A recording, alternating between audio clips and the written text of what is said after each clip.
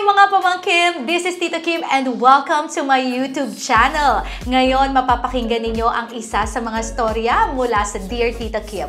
But before anything else, please do subscribe and hit that notification bell para updated kayo araw-araw. Enjoy!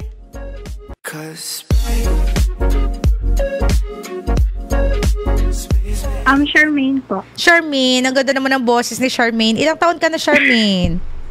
26 po. 26, taga saan? Iloilo po. May boyfriend po ako ngayon. Mag-iisang taon na po kami. Okay. Pero, last year lang po kasi kami nakakilala. Tapos, through mutual friends. Okay. And then, last year po, may nangyari po kasi sa amin. Kasi parang like first 3 months ng relationship namin, parang nafe-feel ko po na hindi niya po nabigay yung assurance na hinihingi ko. Okay. And then last year, nag-start na din po ako nag-work. Tapos may nakilala po ako sa work. And naging close po kami. So, after work, sa 6 months po namin, like super close na kami sa ka-workmate ko po. Okay. And then, I think I can call it like cheating. Okay, so teka lang let's stop it from there. Linawin lang natin. Meron kang boyfriend, pero sa first 3 months ng relasyon ninyo, may nakilala ka na katrabaho mo at na-fall in love ka dito sa katrabaho mo. I'm not sure if na-fall in love po ako or parang nakita ko po sa kanya yung hinahanap ko sa boyfriend ko. Okay, like so sinasabi mo ngayon na merong pagkukulang yung boyfriend mo kasi hindi kanya nabibigyan ng assurance na nakita mo dito sa katrabaho mo. Opo. Okay, tapos? Tapos po, nahuli niya po kami ng boyfriend ko. Pero, pinili ko po yung boyfriend ko kasi na-realize ko din po na mas mahal ko talaga yung boyfriend ko. Okay. Tapos, willing naman po siyang makipag-workout sa akin. Pero, after like, I think 7 months or 8 months ng relationship namin, I have a gut feeling po or instinct or what do you mean, girls' gut feeling. Okay. Na parang may kinakausap or may chinachat siya or may in-entertain siya na iba na babae kasi every time na magkasama po kami, lagi po kasi siyang nasa phone niya. Okay. Like pero never mo yan napatunayan? Napatunayan ko po kasi po, chinek ko po yung phone niya. And then, may nakita po akong mga chat na nag-entertain siya na ibang babae. And then, kinonfront ko po siya kung bakit niya ginawa yan, kung bakit siya nag-entertain ng iba. Nagalit po siya kasi, what do you mean, nagpa-flashback pa din po yung nangyari sa amin before na nag-cheat po ako. Okay. So, yun yung reason niya kung bakit niya nagawa na nag-entertain sa ibang babae. And then,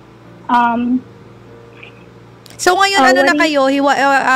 Moving forward, ano na kayo? Hiwalay na kayo o kayo pa rin? Hindi pa po. Kami pa rin po, pero parang may distance na po. I mean, like, it's not like before. Opo, something like that, nanlalamig. And then, sinabi ko po sa kanya na kakalimutan ko lahat ng mga nakita ko sa phone niya. Kasi I'm really willing to work out pa din po kasi sa kanya para mag-last ang relationship namin. Pero sa part niya po, nanlalamig pa din po siya. Like, I think almost 3 or 4 months na ata.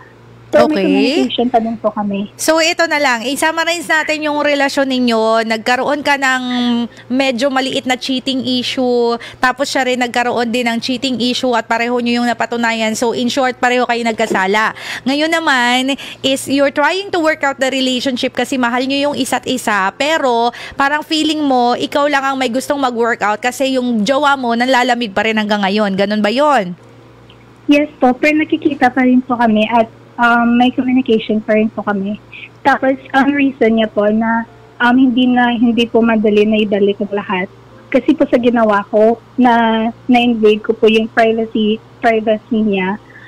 Kasi parang for me, ang nakita ko sa kanya is parang ang big deal na na-invade ko yung privacy niya kaysa nag-entertain sa ibang babae.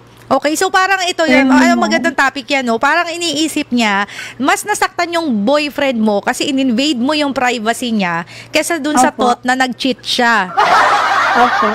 Okay, so ngayon, ano tanong mo sa akin? Question ko po is, i-continue ko pa po or i-wait ko pa po siya na mag-fully heal. Kasi yun to kasing sinabi niya sa akin na hindi madali ibalik ang lahat dahil sa ginawa ko. Kasi nagawa niya lang to. Nagawa niya lang yun. Kasi nag-cheat ka. Opo. Okay, sige. Alam niyo yung ito hindi lang para sa iyo, Ate Charmaine, pero sa lahat ng mga nakikinig. You know, the blaming game are just for immature relationship. Yung blaming game, para lang yan sa mga immature na mga tao at immature na mga relasyon. Diba? Yung parang, okay, nag-cheat ka sa akin, mag-cheat din ako sa yon. Okay, may trust issue ako ngayon, ikaw din dapat may trust issue. Pag ganun kasi, toxic yung relationship na meron kayo at kapag toxic yan, napaka-immature. Kasi, hindi dapat ganun ni mag-isip sa isang relasyon eh. At alam nyo, kapag kayo nasa isang immature relationship, nakaka-toxic, nakaka-stress. Diba? Yung parang, bawal ka magkamali kasi kapag nagkamali ka, magkakamali din siya at dapat wala kang karapatan na mag-entra-entra kasi nga nagkamali ka, kaya pwede rin siya magkamali. Diba? Parang hindi naman nararapat yon. Pero, sa nakikita ko that nagagalit siya kasi na-invade yung privacy niya. Oo naman, 'di ba? Kahit sino naman talagang tao, magagalit din na na-invade yung privacy mo. Pero kasi, ito yun eh. Pero kasi magjowa kayo eh, 'di ba? Sinisecure nyo lang yung isa't isa at talaga nakita mo nga talaga meron siyang cheating issue, 'di ba? Eh buti sana kung wala naman pala siyang pinag-cheatan, may karapatan siya magalit.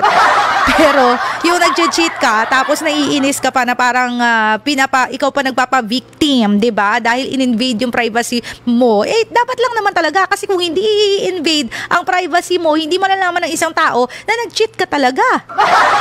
Diba? Gets nyo yun? Kasi yung iba, may mga lalaki or hindi lang lalaki, pati mga babae na nagpapa-victim kasi sinasabi na kasalanan mo yan kasi in-invade mo yung privacy ko. Kaya ako nagagalit sa'yo kasi in-invade mo yung privacy ko. Well, in the very first place, hindi mai-invade ang privacy ninyo. Hindi i-check ang cellphone ninyo kung walang kutob at kung walang nakikitang mga mali na nangyayari sa relasyon. Kung walang kaba sa dibdib at kung wala talagang cheating na nangyayari. Pero meron nga eh.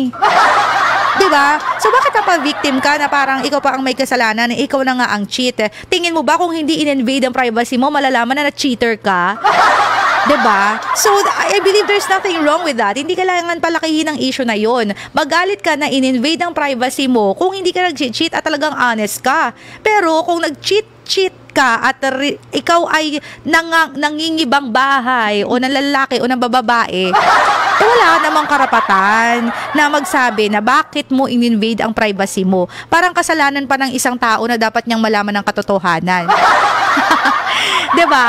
So, para sa akin, ate, hindi ako kumbinsido sa ganong reasoning. Diba? Kasi hindi magandang reasoning yun eh. And pangalawa, naniniwala naman ako talaga na mahirap ibalik ang trust. Talagang it takes time para ibalik ang trust. Pero, may mga klase kasi ng panlalamig na yun lang yung defense mechanism ng isang tao para maibalik yung kanyang tiwala at para ma-restore niya yung lakas na meron siya before at yung tiwala na gusto niyang ibigay sa'yo. Pero meron din kasi mga panlalamig na nanlalamig na kasi talagang ayaw na sa'yo. Diba? Yung parang pinipilit na lang Kasi mahal mo po. siya, kasi nandiyan ka, pero nanlalamig na lang talaga siya kasi hindi ka na talaga niya gusto at meron na talaga siyang iba. Siguro timbangin mo, ate, ano bang klaseng panlalamig yan? Kasi po, Diba? kino-confront ko po siya kung gusto niya po i-continue yung relationship namin.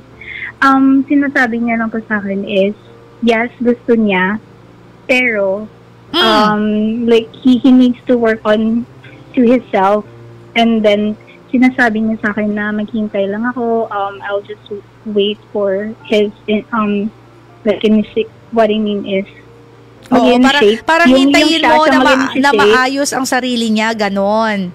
Oo. Okay. Opo. Alam mo ito Pero, ate, ito lang bago ka mag-continue dyan. Ako naniniwala kasi na ang mga lalaki talaga may pagkaganon. Meron sila mga kuweba. Yung parang kapag halimbawa yung lalaki may pinagdadaanan, ayaw nila na masyado silang pinapakialaman. Totoo yun.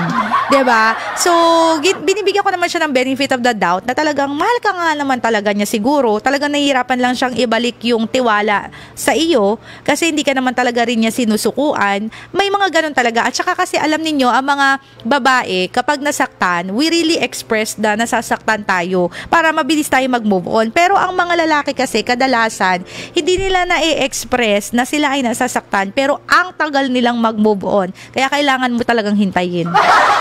Diba? yes po. Mag-performance na nga po eh. Oo. So, hindi ko siya gina-justify sa'yo, pero I give him the benefit of the doubt na talagang totoo rin naman yung sinasabi niya.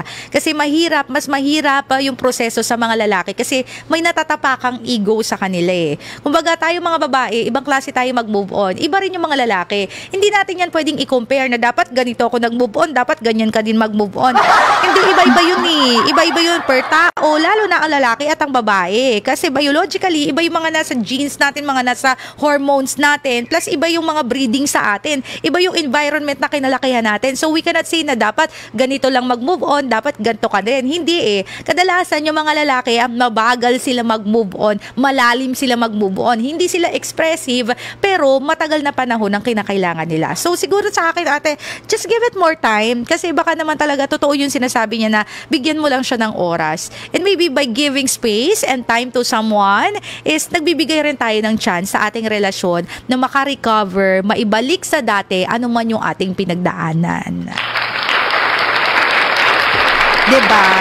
Ganon, nakakaloka. O diba? At least alam na natin ngayon. Alam nyo kasi minsan nag-aaway tayo kasi gusto natin, napatawad na kita noon dapat patawarin mo ko ngayon. 1 month lang kita pinatawad noon. Dapat ngayon 1 month lang din. Hindi eh. Iba-iba kasi tayo eh. Iba-iba tayo ng ways to move on. Iba-iba tayo ng length of time when it comes to moving on.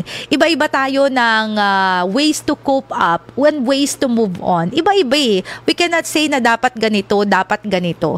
Siguro ang pinakamagandang gawin na lang natin is yung salitang respeto.